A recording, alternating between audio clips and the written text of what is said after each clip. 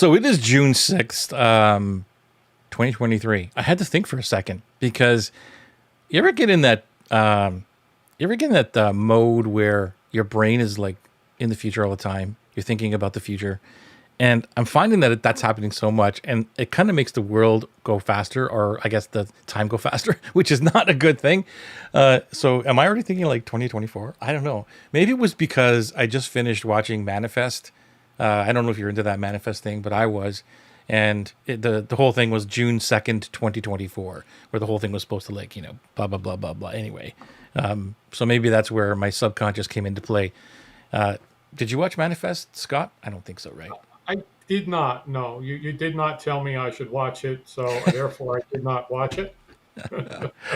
Yeah. I'm wondering if anybody else watch that Manifest, and like, what are your thoughts on Uh, on it? I'd love to know. Anyway, today I figured I was going through. We were just talking offline about one of my favorite subjects, which is knowledge, information, and you know putting it all together, bringing it together, and all that. Hey, Lorna, good to see you. And so it's funny because I'm looking always for, what's tonight's topic going to be? And I have a lot of information everywhere. And then I came across Dale Carnegie's notes that I took back in 2012, which freaked me out that I was doing book notes back then. I can't remember. It's been that long, maybe even earlier than that. So we're going to talk a little bit about that today.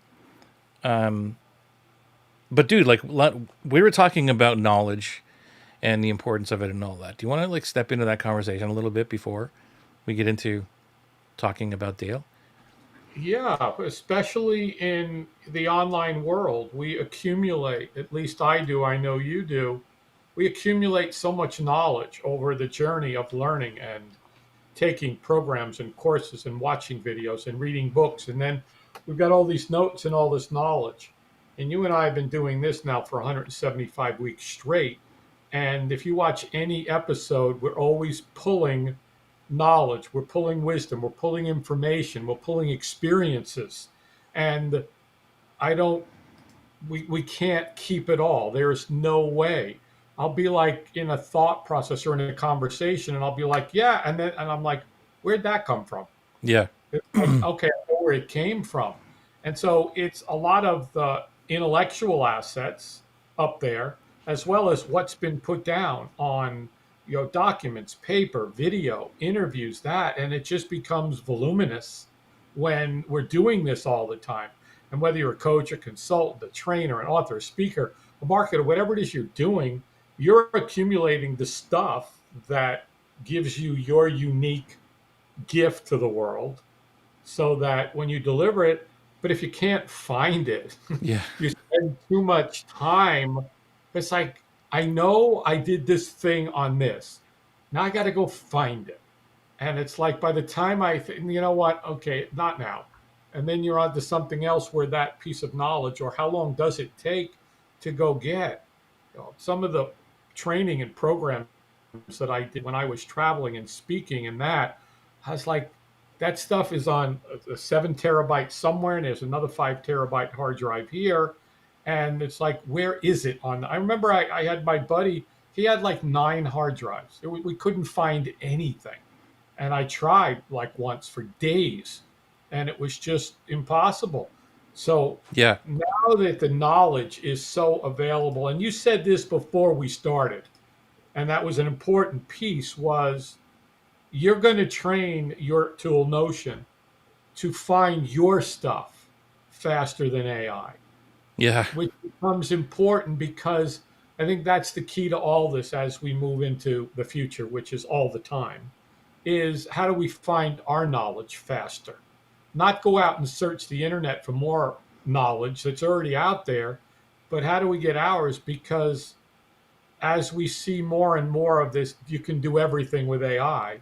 I believe that those that actually think for a living and think about and access their own genius are going to be far ahead of everybody that's, you know, I don't want to go into statistics, and it's unimportant, but It goes to the differentiator. You do a live cohort, because if you did a recorded one, eventually somebody will copy it, do the same thing, and sell it for less.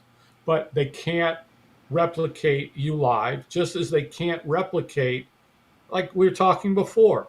You are one of your zone of genius, one of your superpowers is acquiring knowledge, accumulating it at a rapid pace, whether it's reading or going to seminars or watching things or engaging with dream clients. And then you take it, analyze it, and go put it out there and test it and play with it.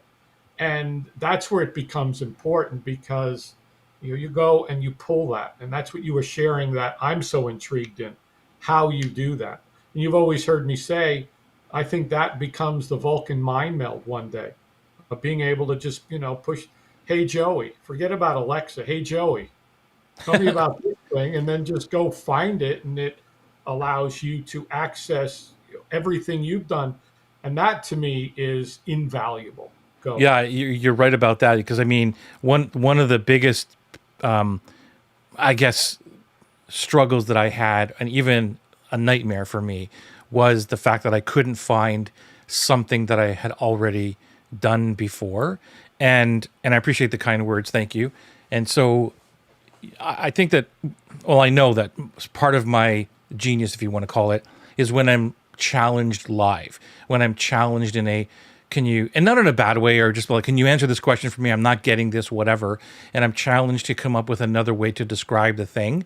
And that's a genius. It's like, okay, let me do this. But then I forget that piece. And now, because we've been recording everything forever, whenever Zoom came out, for at least for me, I've been recording every single second of every day. Now I've got all these pieces, and now we're taking, building out the team who are taking notes on, okay, at 5:17, Joey said something great, or if they note it or not, it doesn't really matter, because we can go back in and take the section out, and that can go into Notion. It's also in Descript and all these other things. And so, and it's tagged with whatever, and this is not all built out yet. This is the dream of it, where it's going. Yeah. But it's like, okay, what did I say about this? And when somebody asks me about the 4% multiplier, the superpower matrix, give me the areas where I talked about this, and I have all these little clips or these little snippets of information or different ways that I describe the thing. And that to me is super, super powerful. But before that, it was more of, I know that I have this information somewhere. Where is it? And so, as you know, I don't know how long it's been. It's got to be over a year now that I've been focused on just using Notion. Evernote was years before that, 10 years of building out notes. I don't know how many. There's got to be 5,000 or 6,000 notes within there. And who knows how long some of those notes are. And it was great. And so and for anybody listening to this who's interested in figuring out, like, what was the catalyst to all of this, I have to give Tiago Forte credit, because I took his course, Building a Second Brain. That had to be like 2 or 3 years ago. I can't remember the very first one. And that was the catalyst for me to finally have a way to bring all the information all together. And it didn't go meaning that it was into one place. It was like, how do I find it within 30 seconds, even less than that? And that basically went down to his para organization system. But now, and Notion doesn't really exist then, or it was kind of there, but now I'm bringing more of that stuff into one place. And as I told you just before we went live here, Notion for me, and this is not a like, I wish I had a affiliate link for Notion. But Oh, right, yeah, Joey, that's right. Put the affiliate link in there so we can go get Notion while you're at it. If you're watching live, hashtag live. If you're watching on the replay, hashtag replay. And Joey, of course, will put the link to the group. If you're not a member of the Heart Centered Marketing Club, you want to go check it out and see what it's all about and why people are always in there supporting each other, and what it's about to curate a tribe where it's safe for you to learn how to serve and not sell, and respect people, and learn about all of what Joey teaches. And it's pretty cool stuff. Joey, I just while I jumped in, I'll just keep going for a second on what you were saying. I started using Zoom transcripts now for all of my meetings with clients, and I'll find that I'll be talking going, holy crap, that was really good what I just said. right. And be like, let me go back and go find it and then take it out. And I'll be like, I don't got time to do that. So, but at least now I got the transcripts because I'll be saying, you should go listen to that. Now it's like, okay, go check out the transcript right here because it just gave you exactly what you need. And those same things, as you're saying, it's their conversations now. Tell me all the things that so and so said that had to do with this thingy, so that it's just it's the future for us, and it's not the AI; it's our own AI. No, and you're right. Like you're right. It's our own AI, and you're absolutely 100% right about you know if you don't know. First of all, AI, like everybody thinks it's this crutch and it's all that. And again, I'm not against it. I love it to the degree of how I use it inside of Notion because it's built into Notion too. Yeah, And how I use it is for bringing in. I'll give you an example. So like we had market insights that we put in, and so there was like no, it wasn't the market insights. It was from Atlas. So I took the information I learned from Atlas, right? Because I asked people questions, where they're struggling and all these, and I put them into categories. As you know, we like look at categories. Here's the obstacles. Here's the dreams. Here's the desires. That kind of thing. So then I had, I don't know. It wasn't very much when I first tested it, but there was enough of bullet points and people describing their thing. It was basically feedback and questions.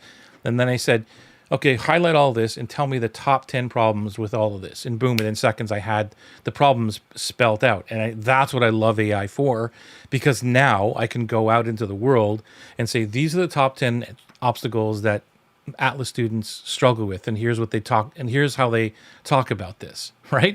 And now here's the other cool thing. This blows me. This is going to turn into a Notion knowledge capture thingy. But dude, you got me on a rampage here, on a good one. I took the information, like the answers, and it was from the transcript, right? So I transcribe every single thing, and so the whole Atlas call is transcribed, right? And so I can take what are the questions with top 10 questions here, whatever, and then I can say, give me the top 10 questions that from this thing. It'll give me that, but then I'll say, explain this question for me. And it'll go back in and grab the information that's related to that question and explain it in a different way than I explained it. But it's all our language. It's all our stuff. It's their stuff. It's not AI going out into the world. It's going back into the conversation to say, how did they talk about all this? yep. And it's That like, that it's brilliant. And here's the challenge, Joey. None of us has any clue what's on the end of this. It's not like we can say, well, if we use this tool, like we were talking about Scrivener, however it's pronounced. Scrivener. Scrivener, well, okay, you want to write a book, Yeah. then Scrivener is a good tool to be able to do this. Not great, but all this that's being collected from using our internal AI and using the technology to do that is going to lead to this thing. But nobody's gotten there yet with that piece of it to say, here's what it's going to end up being. I have a feeling you're going to be there first, just because of, but that's the thing, is it's not like when we talk about psychocybernetics and several mechanisms. And it's like, okay, Joey, let's go build a thing that does all this, that enables you to do this and does that. We don't have a clue yet where this thing is Well, going to I end mean, up. you just gave me like triggered a thought here, because I'm nowhere near the expert on AI and technology, but I sit beside a lot of people who are, and Right. with the conversations and stuff, and I don't even know where that's going or whatever. But it's a fact of eventually we're not going to know what's real and what's not, because AI will, in terms of robotics and all this other stuff, you're going to be talking to an actual thing right in front of you, and you're not going to know whether it's human or not. So let's say that that's real and that happens, and I'm long gone. But now AI is, has, even if I'm not gone, even if it's in the next 10 years or whatever, and now it has access to my Notion. So now I have a replica of Joey out there who can now go into Notion, has all the information, and can pull any question or any data that it wants by having a conversation now with somebody. I mean, I could see that happening. Well, you will have a conversation with your whatever you name your AI in the future, and they'll talk back to you, and they'll come back and say, "Okay, Joey, on these 27 episodes, when you talked about dream clients, here's the top 5 things you mentioned more than anything else. Boom. And there it is. And you'll be like, okay, good. Go take my voice and make me a video and put Yeah, it out there. that's for sure. That's already there. But yeah, it's like when it can go in and just have the conversation itself and find the Yeah. information, like what I'm doing right now manually, which takes seconds anyway. But yeah. Let's see what you got. Some comments here. So, hey, Jeffrey, wanted to say hi to you. Camilla, hey, thank you for sticking in here for a couple seconds before you're going to sleep. We really appreciate you. And I don't know who this is. We underestimate how much AI is already in our lives that we don't even know about. I don't underestimate that. That's one thing I've been well aware of for a while. Hey, Joey, that's really weird because Lorna made that comment. We underestimate, but she's showing up with all her other comments as Lorna. So the AI wiped you out, Lorna. Yep, the AI. You mentioned AI and they wiped out. Yeah, I've been totally aware of like how much it is and been on top of it for a long time. But and this is, I mean, sitting in the conversations in the last few months, it's like the advancements of where technology is going to be just in this year alone is astronomical. We can't even imagine where it's going to be just in this year alone. And that's scary to think about, but that's what they're all saying is like, we're not even, by the end of this year, you won't even recognize what, how we recognize 2022. It'll be a completely different world. So anyway, should we? I don't know. We should ask the crew because we got a whole bunch of users, viewers right now live. We should ask the crew. Do you want to continue with this conversation and get into like what we're doing with AI, or maybe just like on the knowledge-based stuff, or do you want us to switch over to the topic at hand, which is how to stop worrying and start living, going through Dale Carnegie's ingenious, ahead of his time ideas? So just let us know in the comments. Just help us out. What should we do? Number one, if we should just stay where we are and we can do the other one next week, or number two, just put in number two, which means we'll switch. We'll go over to the topic of talking about how to stop worrying and start living. Let us know. Yeah, I saw the robot. I just showed my wife that the robot dogs. Well, did you see Bicentennial Man many years ago? I did, but I can't remember now much of the Robin plot. Williams. Robin Williams is a robot, and he just watches everybody he loves leave. Mm. And then as time went on, he became such a genius about creating prosthetics for humans. He then figured out how to reverse the process and create human parts for robots. Oh, cool. And his whole goal was to become a human and be deemed by the High Council a human. And at the Now end, it's coming back. Yeah, it was a great. So Jeffrey wants to talk about Dale, and Michael everybody's voting for Dale. So let's switch the topic. Let's go over to Dale. Okay. I'm gonna go into Notion and I got my notes here, so I just randomly pull stuff because I don't know. I always throw you under the bus and never give you time enough to prepare for things. So I'll just randomly go. Do you remember anything about that book, first of all? And if not, How to Influence and Influence People. no. It's how to stop worrying and start How to living. Stop Worrying and Start Living. That was the third in the series of books written by Dale Carnegie. And the other one was Leadership, Lincoln the Unknown. So I think I do know just a little bit about them because you do know that I was an instructor for the Dale Carnegie organization and a salesman for Dale Carnegie and took the course. Amazing. And then. So All right, so I'll let you lead it. Well, no, you started. You got all the notes. All my stuff I have to pull out of my head until I get it into Notion, and I can pull it out of my Notion.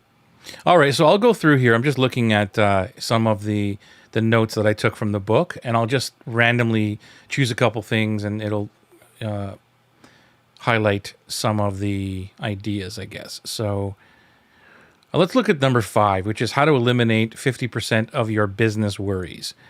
And I'll read this very quickly. Here's the secret. First, I immediately stopped, and this is Dale. I immediately stopped the procedure I had been using in my conferences for 15 years, a procedure that begun with my troubled associates reciting all the details of what had gone wrong, ending up by asking, "What shall we do?" The second, I made a rule that everyone who wishes to be present, a problem to me, must first prepare and submit a memorandum answering these 4 questions. 1. What is the problem? 2. What is the cause of the problem? 3. What are the possible solutions of the problem? And 4. What solution do you suggest? There's another one. What are all the possible solutions? Yeah, I guess that's another note there. So those are how to eliminate business worries. So let's talk about this. And I know for something to it real quick, Joey, that he yeah, also said was when it came to the control of stress and worry, and the whole Carnegie organization is built on self-confidence, human relations, effective communications, leadership, and control of stress and worry in that order. And he used to say, or 90% of the things we worry about never happen. And the 10% that do, we always can figure out a way to figure out what the situation is. And so now we go to the problem, cause, solutions, etc. thingy that you just put. So how can you give us any, like, do you use this in your, because you're a trainer and all that, I guess, do you use this in your life? How do you use it? How can you help others who are watching use it? And anybody else in the comments, let us know if you have questions or how you would use that. So again, I'll go over the questions. How do you eliminate 50% of your business worries? It's to ask 4 questions. 1, what is the problem? Because a lot of times we don't really define what the problem is. We just say, that didn't work. The result didn't work. But they don't understand what the problem is. And then the 2 is, what is the cause of the problem? Number 3 is, what are all the possible solutions for the problem? And number 4, what solution do you suggest? And I have my thoughts on this. Well, Joey, I've used this like for years and years and years and years and years because, again, I went through it. I was a graduate assistant and a teacher and then a salesman. And it always was, way back when, I'd worry about stuff. And how do you control stress and worry? Well, it's kind of like somebody came to me and says, my business is having problems. I was like, well, where's the business plan? We don't have one. Where's the marketing plan? Well, we don't have one. Well, it's kind of like that's your problem. So the problem is you don't have a plan, so you're never going to get there. And what's the cause of the problem? Well, you haven't sat down and decided that you actually want to have a marketing plan or a business plan. And you need to set goals. And what are the solutions? Here's the solutions, okay? Find somebody that can help you build this thing that you need so that you're not stressed and worried about not having business. And here's all the things you can do. So which one would you suggest would be the one to start with? And I've kind of used that anytime, and especially when there's other people involved. Because, okay, hey, we got a problem. Okay, what do we think caused the problem?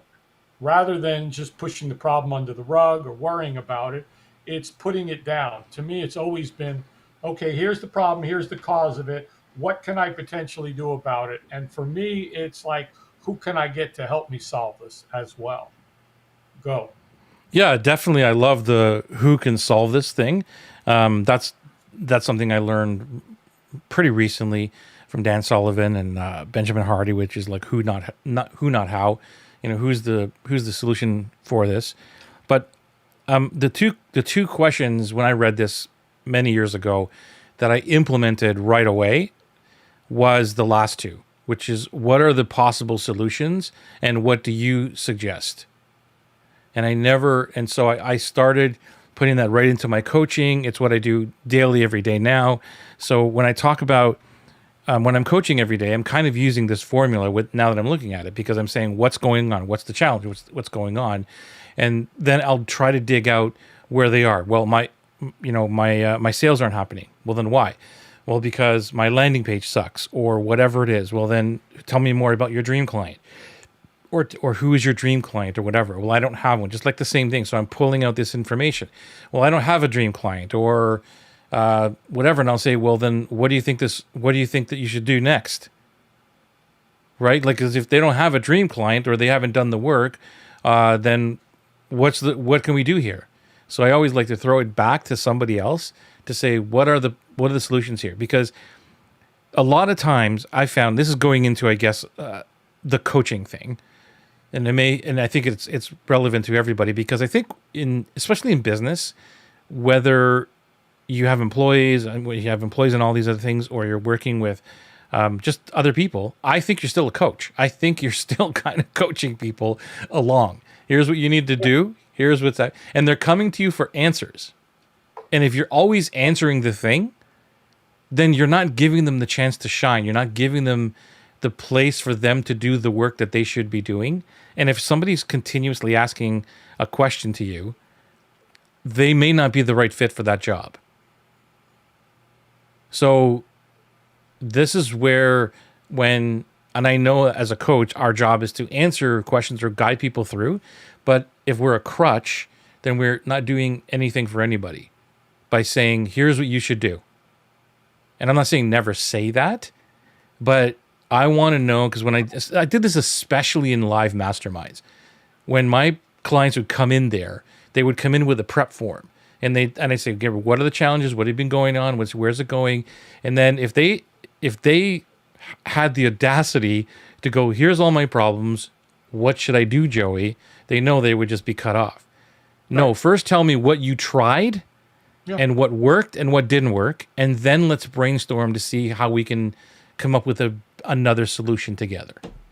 Here's, and I kind of use this in almost future pacing, for future casting. The other day with a client, we were putting together their manifesto on what they wanted to accomplish in the next year, 90 days. And I was like, great, what's going to get in the way?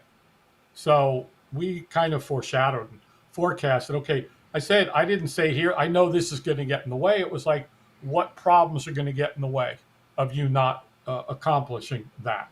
What's going to cause those problems, those interruptions? Okay, what can you do now to solve it before it becomes a problem? And which one are you going to implement? And she came up with 6 different things in there that would become a problem, and then how to deal with now even before it became a problem. So it's taking this formula and using it for the future, especially when we're, as you know, coaching somebody and realizing we know what's going to get in the way. Joey, we've done it too many times, but it's not our jobs to tell them what's going to get in their own way. They know what's going to get in their way. We just help them find out what's getting in the way. Yeah, you asked the right question. Yeah. Go. I'm just searching through here to see so I can pull out some more stuff here. Let's see here. There's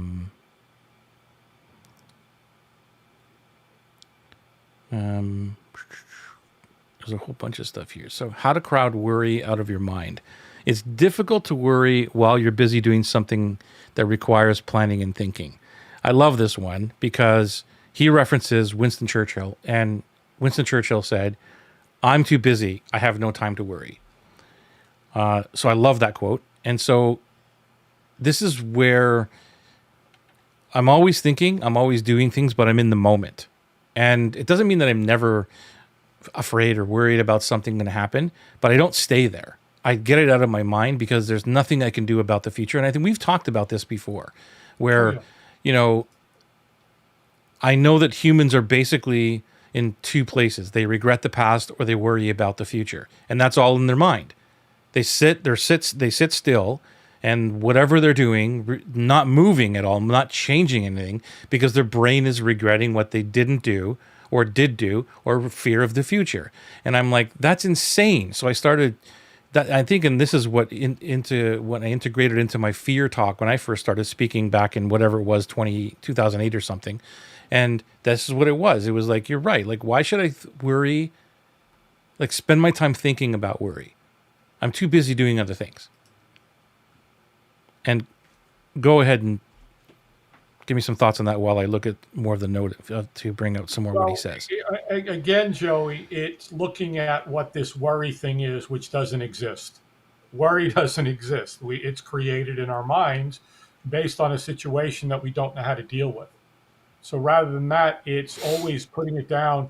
And I find talking to somebody always about here's a problem, here's a challenge. What do you think? So at least it comes out and I get to talk about it and I get to put it out.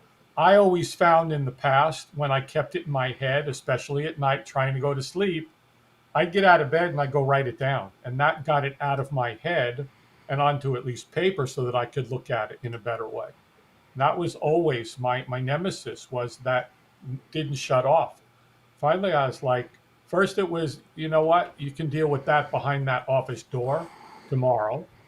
Or if it didn't, I would go get up and write it out. And as soon as it was out, it was gone. That's And cool. that's another way to do that. So Jeffrey's got a couple of comments here. I think Monica does as well. My mouse. There we go. Cool. Jeffrey says, overcoming the obstacle on life is where the real growth comes from, and the confidence that lets people know you're an expert. Right on. And people hire experts because they want to buy real determinal results. So, Joey, one of the things, you mentioned Dean Jackson, and I do too a lot.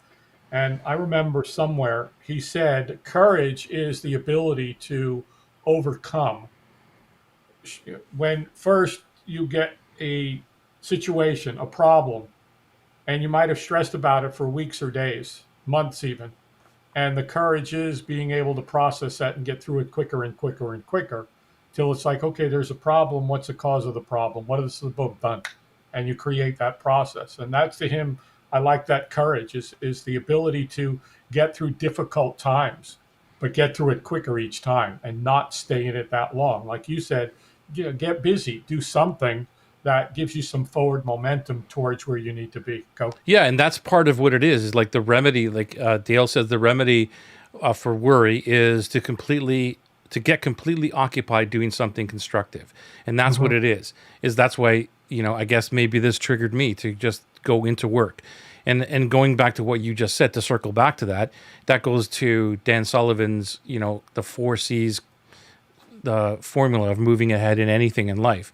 And there's only 4 things, which is commitment, which comes before courage. So commitment to doing something, you need to have that first. And we all get this backwards. We're like, let me go test this thing out, and then I'm going to commit to it. And then, let me get some confidence and all that. And it's totally backwards.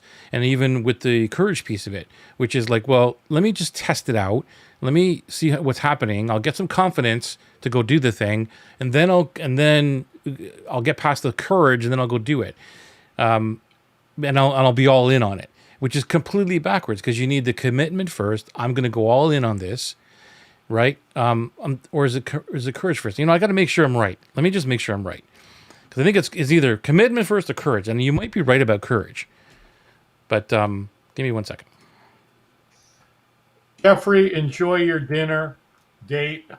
Thanks for hanging with us for half the show.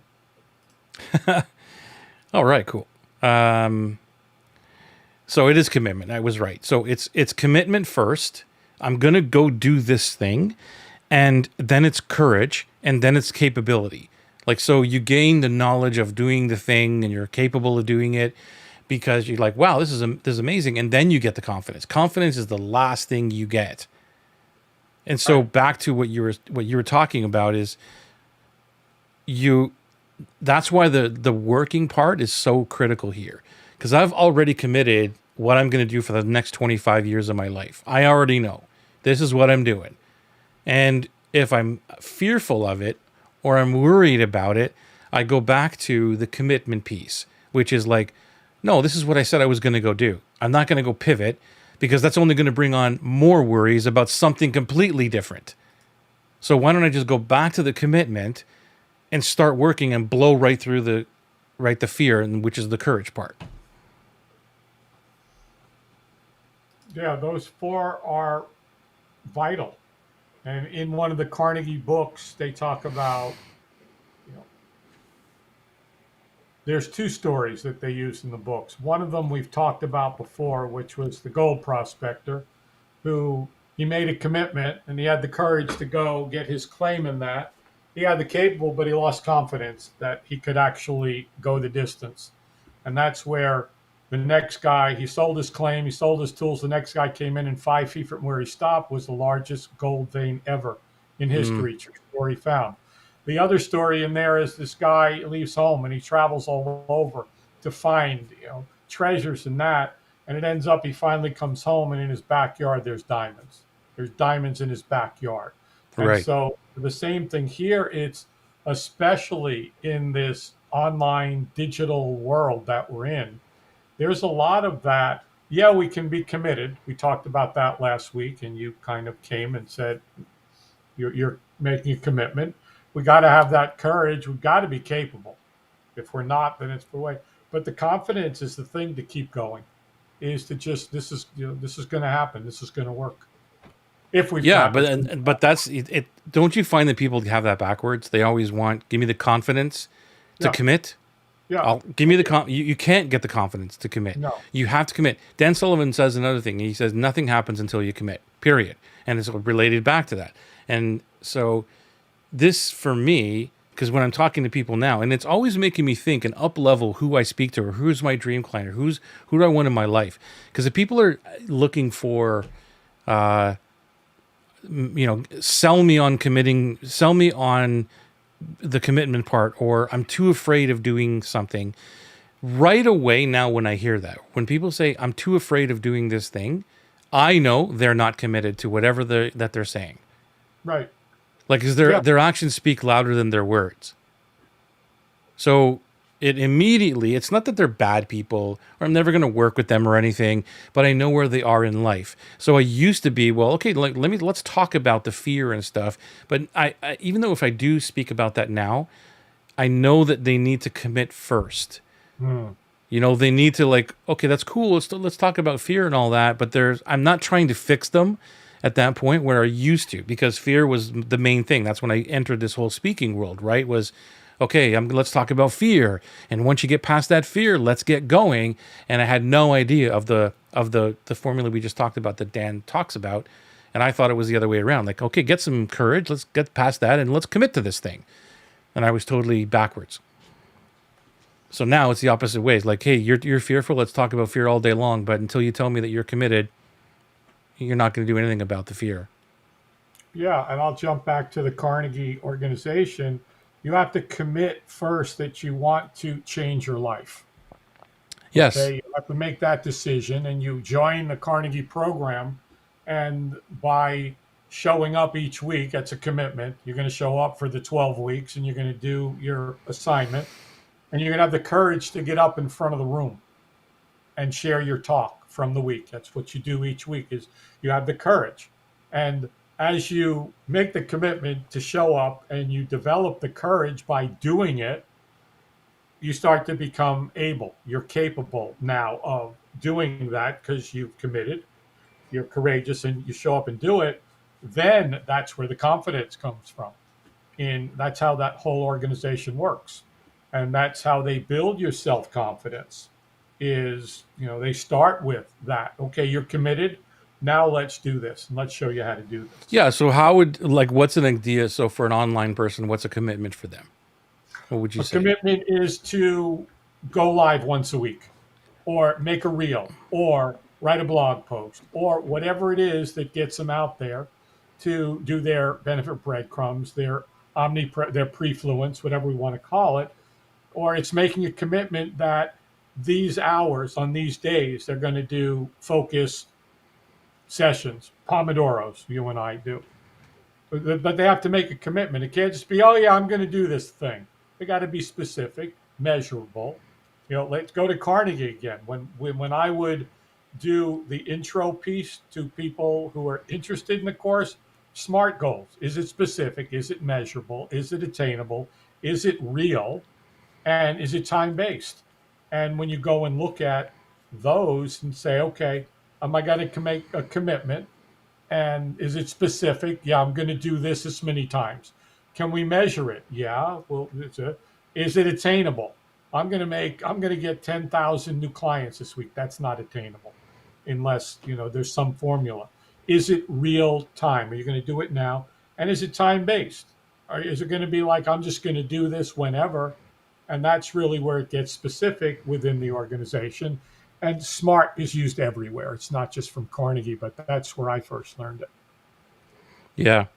I agree. I think, and to add to it, to me, commitment is not just, it's about a physical thing. It's about money, putting money into something, and making something that is, yeah, because I just been jaded with a lot over the last decade of a lot of people who say they're committed to doing something or even going live every week or whatever, and they don't do a damn thing because they got no skin in the game. So to me, Yep. a commitment is skin in the game. What is it? Yeah. And and that's where, you know, the commitment, that's why it's so hard, because it's like, well, how do I know this is going to work? You don't know. That's why No. courage is the second piece of this formula, Yeah. because you haven't committed. You're telling me that you're going to go try this thing. I'm going to go try this online business world, but you know, I'll try it for 30 days. I'm going to commit to 30 days. Really? Did you put any money into this? Did you put any time into, like, are you cutting off your life for just 30 days or whatever it is? So to me, it's more, I like to see some kind of an investment in somebody. That's just me personally, of like what a commitment truly is. That's what I see. And that's why I paid to get into major rooms when I first got into this. I was committed. That's why I took a line of credit on my house when I bought real estate. I was committed. There's no going back. There's like, dude, I gotta make this real estate work, or we're gonna lose our house. And so, I mean, same thing when I was in the speaking world. It's like anybody I liked, I'm like, okay, I want to go hire you. I'm committed to this thing to get as good as I can in this thing called speaking. So anybody that was good that I liked, I'm like, how do I work with you? How much? Good. Let me right, do it. Didn't matter, because that to me was the commitment. That's the commitment. And yeah, uh, I don't believe in free. I really don't. yeah, Just from a standpoint of when somebody's going to engage, if it's free, they got nothing. right, And you and I have been doing this too long to say, hey, try it. Somebody said that to me yesterday. I'm going to let them try it for free for 30 days. I'm like, people don't do anything with free. You know, have them make the investment, like you're saying, have some skin in the game. And at the end of 30 days, if it's no good, give them their money back. But try it for free? I don't think yeah. so. That's just me. It No, works. dude, I'm with you. Like, there's the odd thing here you do in for whatever to help people out or whatever it is. But if it's like, for me, especially where I'm at now in the business and the dream clients I'm looking at, or my tribe, like that's even on my anti-avatar. When I talk about the anti-avatar, I was speaking to somebody today about that, or maybe it was yesterday. And one of the main things I talk about, because I do the whole Kajabi thing every month, right? Lorna will come back to your thing in a second. And we talk about the anti-avatar. And I'm like, here's some ideas of what an anti-avatar is. Not that you have to share this with everybody, but I'll give you an idea. And one of the things on mine is that somebody will need to make money in order to work with me. And to me, that's not a commitment. And it's not that there's anything, the person's bad or anything. It's because I know that where they are, they're in the hole. Like, they're in a major hole, and if they can figure out how to get out to make money, they don't need me. The whole reason they're in the hole is because they can't make money, Right. and they can't figure it out. And I'm at the top going, I've got the ladder. Do you want me to throw it down to you? You just got to pay for the ladder. They're like, let me make some money first, and then I'll, right? So to me, that's an anti-avatar. And again, I'm not being disrespectful to anybody or anything else. It's just that's who they are, and that's okay. But that's not someone that I could work with, because they're not committed at Right. that level. Yeah. And the thing about that too, Joey, is goes back to Dean Jackson again and Joe Polish, cheese and whiskers. The people that say that when I make money, I'll take it. If there's something that they really want, if there's a cheese out there, they'll find the money to get it. That's the whole thing. 100%. We will find the money if it's something that we really want, that will truly solve our crisis. If it's Right. the And emergency room doctor and I have a snake bite and I have to come up with money to pay for the venom or I'm dead, I'll beg, borrow, I'll do whatever I have to do to get that. And that's the attitude. And I like what you're saying. And it's not that anti-avatars are bad people; they're good no, people. it's just, they're They just just not haven't. aligned with what you do or you Right, in your specific genius of the solution. Okay. right. And so what you just said is brilliant. Like that's what I mean is in that case, yeah, they'll do anything to get that solution or the money to get the venom out, the snake bite, and all that. But that's the commitment, Scott. And so if we go back to the thing of like, well, I need to get this happening or online or whatever it is, but I'm terrified of it. They're in the courage part of it.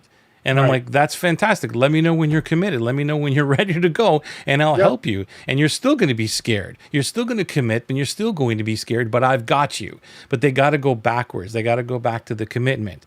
So it's not you're trying to take advantage of anybody. You're just No. saying you're not committed yet. At least from what I do personally. This is just one Yeah. perspective. Yeah. I was talking to a gentleman the other day, and it was like, here's what I believe you should do so that you start making some money today. And then it was, well, but I have to do this thing and I have to get this thing. I was like, what does that have to do with anything? I said, I've shared with you the quickest way goes back to when we used to do things the easy way. Like we go find people like real humans that had a problem, and we didn't rely on Facebook and YouTube ads and Google AdWords and all that crap. We just went to human beings and said, if you got this problem, I can help you. And here's what I'd like to do to help you. That simple. It's like, but I don't have this up. I don't have the web. I don't give a crap. I said, I haven't had a website up. I don't have a page. One of these days I'll get one because Joey was like, just put a page with all your offerings. How much you charge? I don't. You may need it, but I mean, I talk to people about that all the time too. The website is the last thing. You don't like they spend Well, so much time on exactly. that, but When I talk to somebody and I can solve their problem and fix it, and then I say, here's what I can do to fix it, and here's how much, it's not like, well, wait, I have to see your website first, or I have to see this first. It's like, you got a problem, I can help you with it. So let me go help you with it. And if you need to see a website and that, then have fun, because I don't have one. I'll let you read Lorna's. For me, the commitment starts with a focus on one thing. I've had moments when I was 100% committed. The last few years, I've struggled at times to stay committed to one thing in a couple areas of life. That's just a constant conversation, Joey. That is an ongoing with everybody.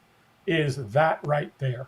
One Yeah, thing. it's because when you hit, this is why there's a lot of reasons of why we switch because I've done it a billion times too. But in these last 4 years, man, it's been the same path, right? And I'm continue to go forward, and no matter what. And here's, yeah, there it is. So here's the thing: it's about when you hit resistance, and resistance sucks. It hurts. It's painful.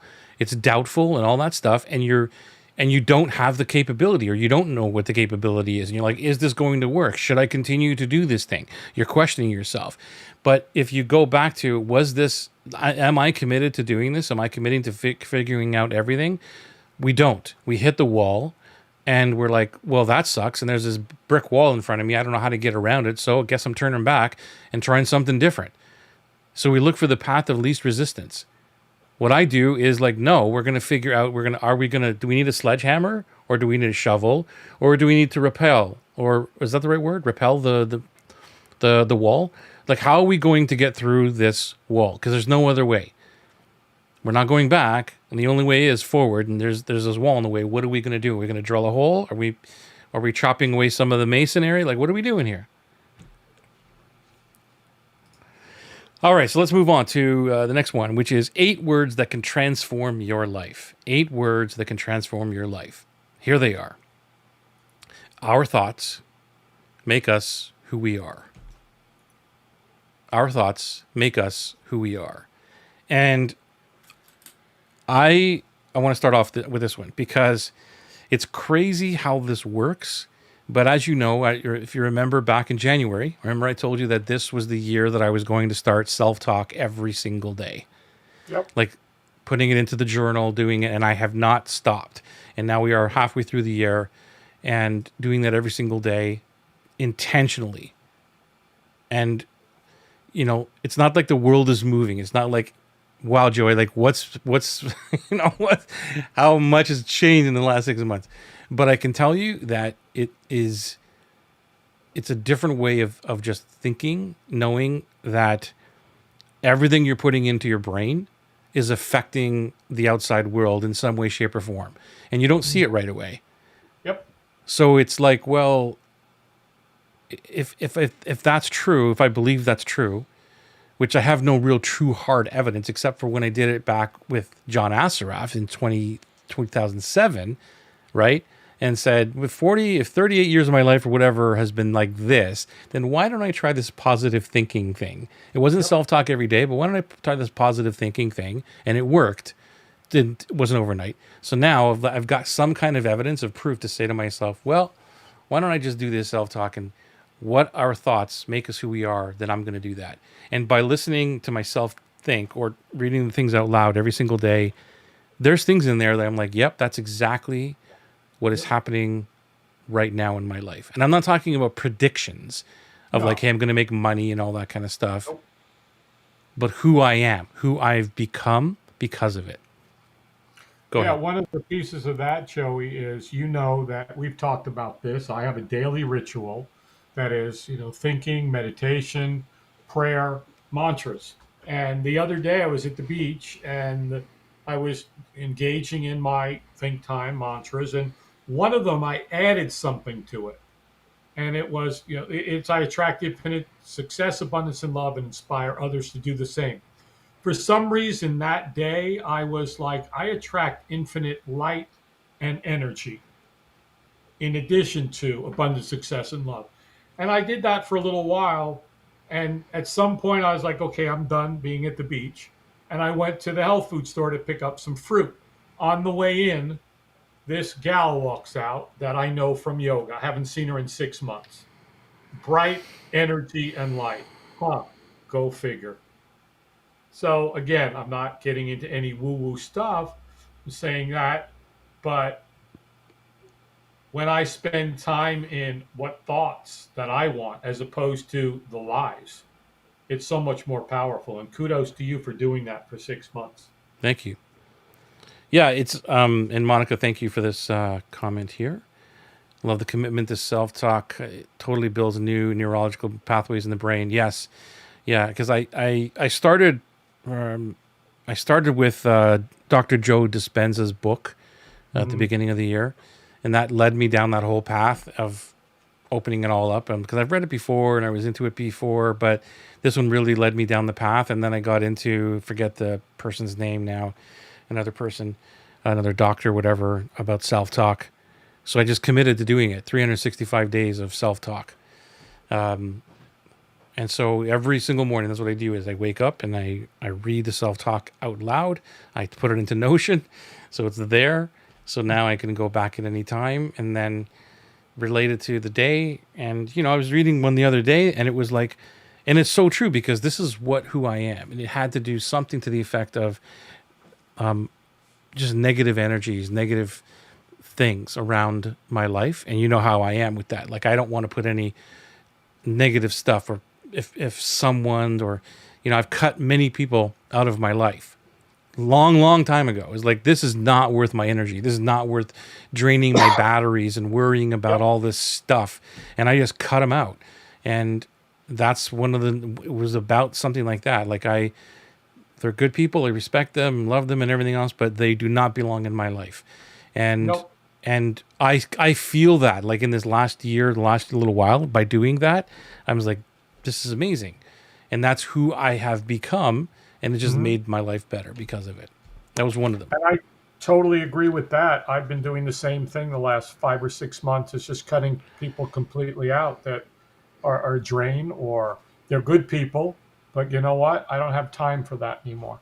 I don't know. Right. My son introduced me to a comedian, Mark Maron. I think I've shared this before. Is his nephew says, "Hey, Uncle Mark, I want you to come see this new heavy metal punk rock band." And he goes, "You know what? I don't know how much time I got left. I'm good with the doors and the almonds and all that. I'm good with the dead. I don't need anything else.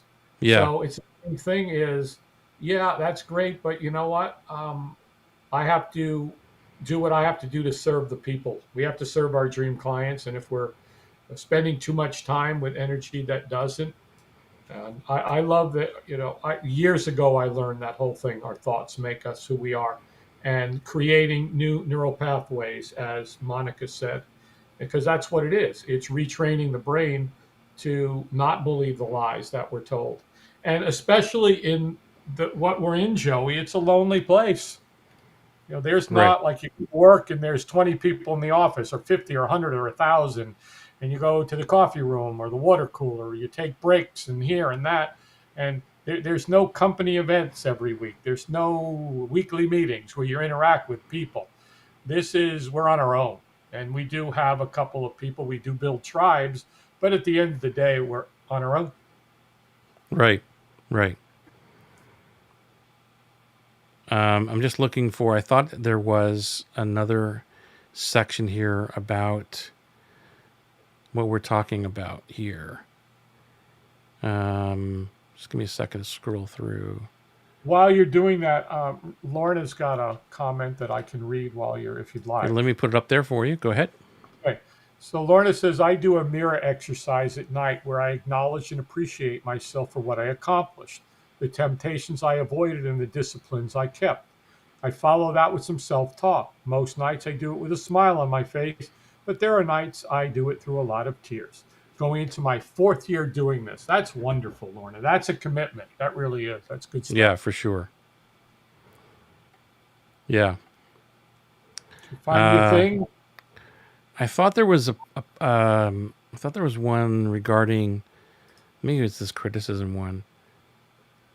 Can keep. Well, the 4 golden rules are: don't criticize, condemn, or complain. Give honest, sincere appreciation. Um, yeah. Well, this one is more like do this and criticism can't hurt you. So this is more Got it. of about Okay. This is different. I couldn't keep people from criticizing me unjustly. I could do something infinitely more important. I could determine whether I would let the unjust condemn or condemn unjust condemnation disturb me. So let's be clear about this. I'm not advocating ignoring all criticism. I'm talking about ignoring only unjust criticism. So never be bothered by what people say as long as you know in your heart you are right. From Teddy Roosevelt's sister. Yep. And that one is a big one for me. Like that one is like, first of all, I cut out anything anyway. So I rarely hear anything if that's happening or whatever. But the second thing is, no, like I truly believe that this is the right thing to do. Yeah. So say what you want. And that relates to, in my life in the past, has been even friends or people that just, they're so afraid of your advancement that they can't handle it. So they start criticizing you or trying to pull you back into their comfort zone, whether they know it or not. And Right. to me, it was like, this is not worth me dealing with that every single time I would be in conversation with that person.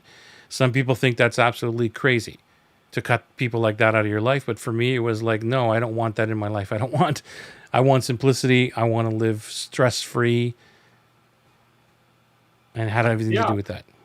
I had that conversation with someone the other day, and it was like, where's the biggest roadblocks? Well, my family. They're going to pull me into drama. I said, well, then what do you have to do in order to get your life in order and your future in order and your legacy and your family and all the things you want to do that you told me you want to do? What are you going to do about it? He says, well, I guess I said, you know, here's your commitment to what you're going to do, and that can wait. You got a problem and this and that. There's family done out. Wait until October. I'll be available then. I said, that's what we need to protect ourselves. And it doesn't mean bad people. It doesn't mean enemies. There is dark energy. There is bad people, but there's also people that are family, friends that, like you said, that don't fully support 100% and are the wind beneath your wings. And no matter what you do, they're like rah rah. Go for it. Do it. I'm with you 100%. Not, well, maybe you should think about this instead. And don't be aiming so high all the time. Well, screw you. You can aim low into the gutter. I'll stay where I want to stay. I'm not talking to you about this anymore. We're done. And Yeah. because who needs that? Yeah, and No. I would have conversations with some of my extended family or whatever about that, or because I'm always excited, I always like sharing. I'm an open book. You can ask me anything, and I'll tell you anything you want to know.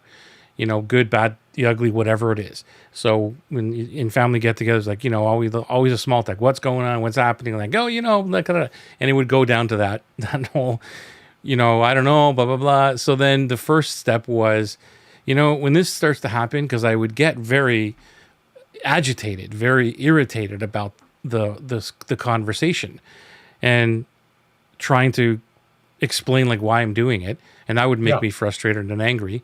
And then I'm like, you know what? No more. Whenever it goes to that area, I'm going to just leave the room. I'm just going to not converse anymore. And then it would get to the point where I would be, you're very rude. Like you don't even talk to anybody anymore, and that would become a conversation. I'm like, the reason is because I'm trying to avoid the arguments and stuff. I'm trying to still be present within the environment, but now this isn't even working. So it has to be, Joey, I'm not years even going to ago, show up anymore. years ago when I was married and those things happened, I'd be like, okay, it's time to go. Yeah. It's like, what do you mean? It's time to go. And I'd just stand up and we'd go. It was like, I didn't even say it. I just, time to go. Bye bye. Got to go. Yeah. But then you'd be rude. Be like, well, what's up? What's your problem? Yeah, I'm rude. Okay, still going. Bye bye. Yeah. So that's why I'm saying, like, I got to that point where whether it was leaving or going into another place and still to not going anymore. That was it. It was like, I'm not even going to go, because that's where it's going to Rochelle, escalate to. yeah. Rochelle has a wonderful comment here. Rochelle. Hey, Rochelle. Good to see you. Unless people are paying my bills, I don't care what they think. And you're definitely on your own. If someone's paying my bills, I got to think about that. Do I still care if somebody's paying my bills? I don't know. If I have to put up with crap, then they're not going to pay my bills. That's my first thought. I'm going to cut them out. I'll learn how to pay my own bills. Thank you very much. That's the way I would look at it. What do you Yeah. think, Scott? No, I mean, paying my bills, clients pay my bills. Do I care what they think? Yeah. Do I care what they think about me? No. But, so it just depends on what perspective she's putting in here. Yeah, it And depends on yeah, the context. yeah, Yeah. I'm just at the point, I've always been that way. I've always been the black sheep, and just like, I don't care what anybody thinks. Doesn't really matter. I'm not going to rely on anybody. right. And not that I got help all the way through my life. I still get help. It's amazing. But if I have to rely on somebody and bend to be something that I'm not, ain't going to happen. It ain't going to Acquiesce. happen. Nope. Acquiescing just ain't a game I want to play. I'm not interested in it. Yeah. All right. This was an amazing conversation. Thank you for all the comments. This is amazing. I love going through the comments. If you're here, by the way, live, let us know with the hashtag live.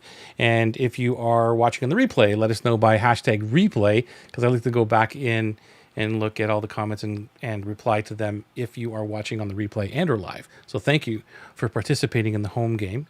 It's always been fun. And then you can go into Notion and say, give me all the people that hashtag live, all the people that hashtag replay. Divide them by the sum of the number of people that showed up on the 175 shows. And then, no, okay. Don't get you started at the end. Don't get it. Thank you Yeah. all for For sure. being here. Thank you, Rochelle and Lorna and Monica. And thank you, Jeffrey. And I hope you had a wonderful dinner. And let's see, who else? Camelia also, and Rochelle, and everybody else that joined us that didn't comment but's live watching us on the Facebook, the YouTube, the Twitter, the LinkedIn, and all the other places that we don't even know we're broadcasting live to because it's not even a thing yet. Amazing. We're here every single Tuesday at 7:00, and thank you for being here. Thank you for being with us for the last, going on 4 years. My gosh. And we're going to keep going. We're going to keep going. Yep. I'll see you next Tuesday.